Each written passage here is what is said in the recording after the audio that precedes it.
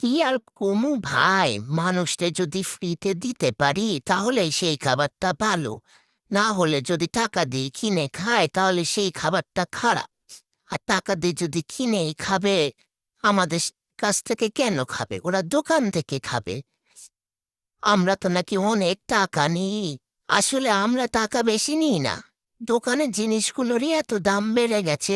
কি আর বলবো, যদি আপনারা বলেন দোকানদারের সাথে কথা বলে যদি একটু কম করে জিনিসগুলো দেয়, তাহলে আমরাও আপনাদের ফ্রিতে খাওয়াতে পারি। ফ্রি মানে আপনাদের কথাই হলো ওই 10-20 টাকায় খাওয়াতে পারি। আমরা তো আর দোকান থেকে কিনে এনে বিক্রি করি না, প্রত্যেকটা জিনিস আমাদের নিজের হাতে তৈরি করতে হয় কষ্ট করে।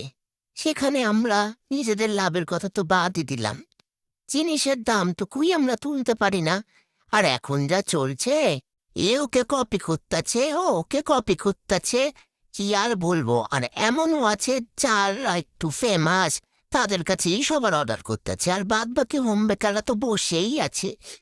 কি বলবো আর কষ্টের কথা, ভাই রে ভাই।